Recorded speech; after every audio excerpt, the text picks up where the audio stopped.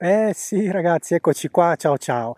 Eccoci qua sotto il cratere che insomma ruggisce, praticamente un giorno sì, un giorno no, e il cratere di sud-est, lo vedete alle mie spalle, beh, lo intravedete perché in realtà è un po' nuvoloso in cima, ma anche perché sta sbuffando alla grande.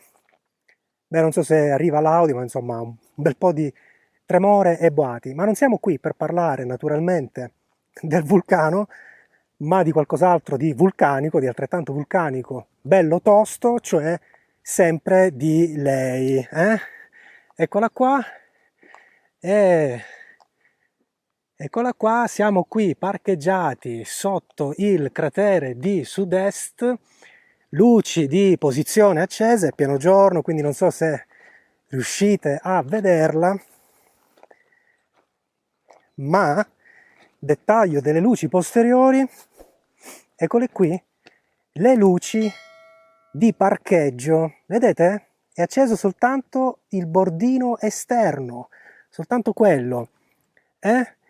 Beh, questa è una chicca, non so se voi lo sapevate, sono le luci di parcheggio. Tanto non le accendiamo mai, però esiste la modalità, esiste la possibilità di attivarle. In certe circostanze potrebbe essere anche molto utile, perché insomma magari lasciamo l'auto in una zona un po' buia, insomma lasciare luci di parcheggio accese può essere una cosa importante. Quindi le abbiamo, si possono attivare. Sapete come attivarle? Bene, restate qui in questo video perché oggi vedremo 5 cose che forse non tutti sanno di lei, della Cupra Formentor. Sempre se non arriva nel frattempo la mega eruzione, dobbiamo scappare.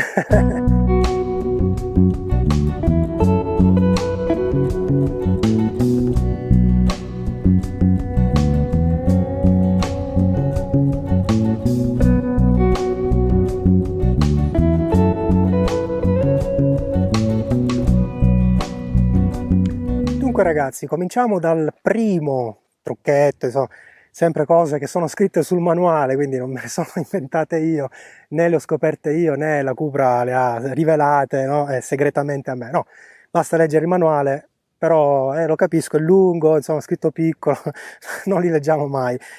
Allora, prima cosa, le luci di posizione, come attivarle, se le vogliamo attivare, quelle lucette lì, insomma, il laterale solamente. Bene, cosa fare? Spegniamo l'auto, naturalmente, andiamo qui a vedere in auto cosa dobbiamo fare. Bene, andiamo qui, l'auto è spenta, quadro spento. Ecco qui, luci di posizione accese. Con questa spia, sentite il beep, noi chiudiamo l'auto. Chiudiamo nel senso che la chiudiamo proprio. Auto chiusa e per magia luci di parcheggio accese.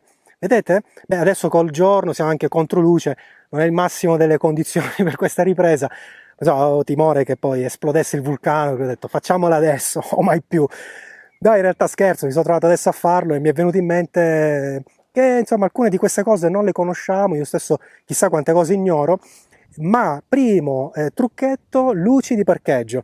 Abbiamo visto, molto semplice, prima di scendere dall'auto, manualmente attivare le luci di posizione, chiudere l'auto, ma chiudere proprio con la chiusura, antifurto o no, non importa, ma chiudere l'auto in modo che l'auto riconosce che l'auto è chiusa e quindi deve attivare le luci di parcheggio, perché altrimenti pensa che ti sei scordato le luci.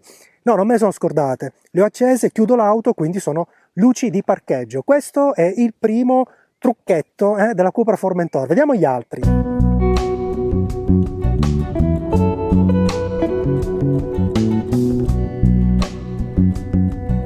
Eccoci ragazzi. Nel frattempo sbuffa, che è veramente un piacere, ma insomma, affrettiamoci, prima bisogna scappare. Dunque, altro trucchetto, beh in realtà se qualcuno segue il canale e magari si iscrive, insomma iscrivetevi, che fa sempre bene, avrà visto che ho parlato di questa cosa di cui vi sto per parlare in un altro video. E ho infilato questa cosa lì al volo, era un video su in realtà una challenge fatta sulla neve, sull'Etna. Sto parlando dell'apertura del portellone elettrico. Il portellone elettrico alcuni non lo prendono perché hanno paura che insomma poi si apre in automatico da solo, chi lo ferma va a sbattere, Dio mio che danno. No, noi possiamo programmare l'altezza, l'apertura massima alla quale il portellone deve poi fermarsi in automatico. Quindi lo programmiamo una volta e quello memorizza e quello rimane lì. Per cui se abbiamo in garage da qualche parte dove parcheggiamo una tettoia, un ostacolo, insomma tranquillamente noi programmiamo l'altezza leggermente inferiore e il gioco è fatto. Vediamo come si fa. Andiamo ad aprire con il piede. Naturalmente vi ricordo, per aprire il portellone col piede bisogna avere la chiave nei paraggi, in mano, in tasca, insomma necessariamente vicino. Allora vado col piede, vediamo, classica operazione, ce l'abbiamo fatta, non ho fatto una brutta figura, si è aperto. Bene, allora il portellone si è aperto, così è l'apertura massima naturalmente. Cosa possiamo fare per programmare un'altezza inferiore? Così facciamo adesso a occhio naturalmente. Allora io richiudo, potevo chiudere nuovamente con il piede, ma non voglio approfittare della buona sorte, quindi è andata bene una volta. Allora che cosa fare? Apriamo intanto a mano, dopodiché, tac, bloccato. Avete sentito, c'è stato un cicalino leggermente più forte del boato dell'Etna. Bene, io ho arrestato con la mano il portellone, quindi il portellone adesso è bloccato a questa altezza, ma devo fargli memorizzare naturalmente questa altezza. Come fare? Bene, pulsantino di chiusura, eccolo qua, tengo premuto,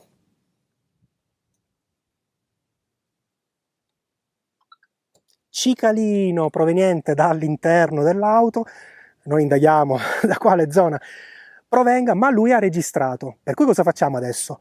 Chiudiamo.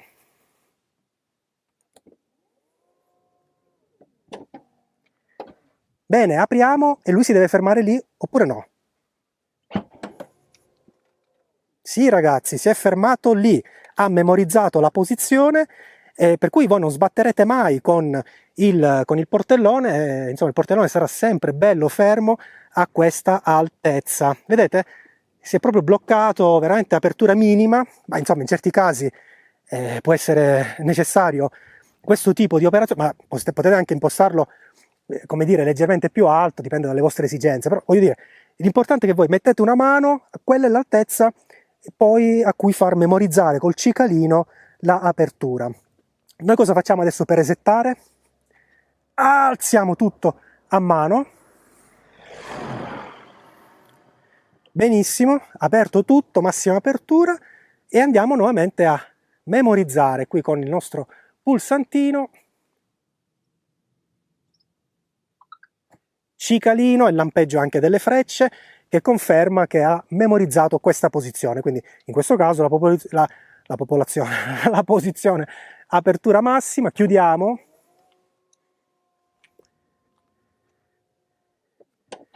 Facciamo nuovamente il test apertura, lui adesso dovrebbe aprirsi alla massima apertura. Lo facciamo di nuovo col piede, adesso questa volta faccio una brutta figura. No ragazzi, funziona. Ecco, sì. Vedete, altezza massima, aperto tutto quanto, e a questo punto non ci sono problemi. Proviamo a chiudere anche con il piede. Benissimo, lui si chiude col piede. Beh ragazzi, è andata di lusso, il massimo dell'efficacia. Bene, questa è una cosa utile, forse più delle luci di parcheggio, la sapevate, ma insomma molto semplice, no? Ecco, vediamo qualche altro trucchetto, qualche altra cosa utile.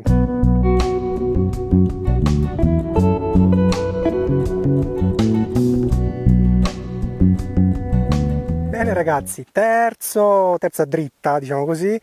Non tutti sanno, e io stesso l'ho scoperto insomma, un po' dopo aver preso l'auto, che aprendo qui lo sportello lato passeggero troviamo una sorpresa sotto il sedile passeggero.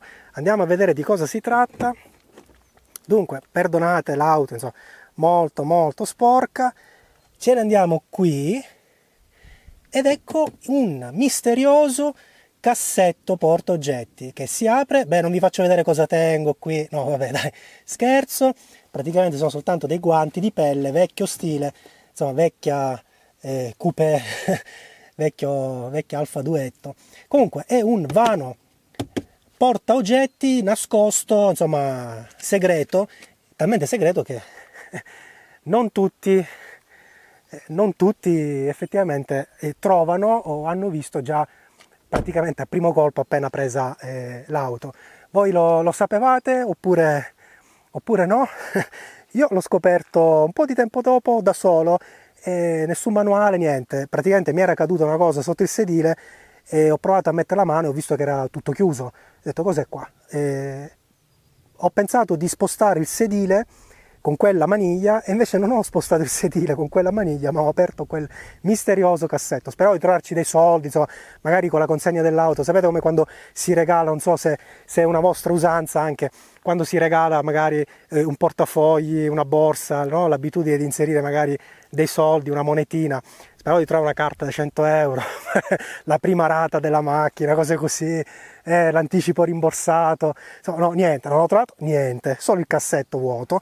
Ma insomma, voi lo sapevate, ce l'avete. Alcuni dicono che su alcune motorizzazioni, su alcuni allestimenti, il cassetto dovrebbe essere presente anche lato conducente, quindi sotto il mio lato, io non ho nulla però, non so se è una cosa della Cupra, e chi ha una Leon o comunque viene da Seat riferisce di avere il cassetto anche sotto il lato conducente.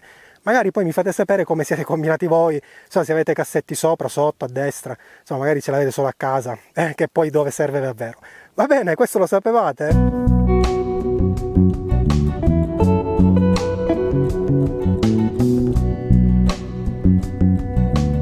Eccoci ragazzi, dunque, quarto suggerimento, quarta dritta, sperando sempre che il vulcano regga. Allora, siamo nel portabagagli. Dunque, questa è una cosa veramente, veramente segreta, una cosa insomma da scovare difficile, c'è nel manuale, io l'ho vista lì, ma devo dire che è insomma una cosa che probabilmente non tutti conoscono ed è anche una cosa però per la quale la Cupra nel manuale raccomanda insomma, un certo comportamento. Quindi è bene sapere cosa sono, dove sono, ma di cosa stiamo parlando. Non so se riesco a farvelo vedere perché è in una posizione un po' particolare. Intanto, siamo nel portabagagli, abbiamo già visto apertura, chiusura, piede, memorizzazioni varie, eccetera. Bene, andiamo piano piano qui. Beh, naturalmente non sto parlando dell'apertura splendida, comodissima, per l'abbattimento dei sedili, sia a destra sia a sinistra, ma di una cosa che sta qui sotto. Allora, vediamo se riesco ad andare con la cam. Vediamo un po', ci vorrebbe qui l'action cam di quelle che uso io. Bene, forse riuscite a vedere qualcosina. Si tratta di queste griglie. Bene, usciamo da questo e andiamo a posizionarci con la camera allineata. Dunque, quelle griglie, quindi torniamo a localizzarle, destra e sinistra, quindi sotto praticamente le leve di abbattimento, sganciamento rapido dei sedili posteriori. Bene, quelle griglie lì sono delle griglie di aerazione, sono delle griglie cioè che non vanno coperte, Cupra lo raccomanda nel manuale, quindi lo dice esplicitamente, di lasciarle insomma libere, senza ostruirle con, che so, bagagli, carichi particolari, no? Perché hanno una funzione, cioè non è una cosa estetica, ma sono le griglie di aerazione dell'auto. Cosa significa? Che quando viaggiamo con il climatizzatore acceso, l'aria che entra dalle prese d'aria anteriori, dai bocchettoni, diciamo quelli ramati che abbiamo sul cruscotto davanti, bene, da dove esce l'aria? Da dove viene espulsa l'aria?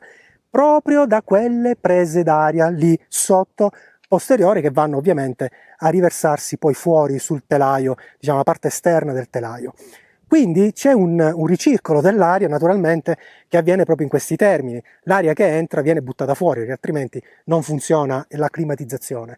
Quindi è molto importante tenerle aperte, tenerle libere, non ostruirle, soprattutto se si fa insomma, un lungo viaggio a pieno carico, tante persone, e magari ricircolo attivo per un po'. Ricordo che il ricircolo dell'aria insomma va tenuto acceso per un po', ma poi possibilmente disattivarlo perché se no respiriamo sempre la stessa aria per quanto filtrata e quindi questa cosa veramente beh, scommetto soldi che molti non la sapevano questa cosa, però magari me la commentate anche questa qui sotto nei commenti del video. Questa era la quarta dritta, e la quinta allora, no, vediamo cos'è.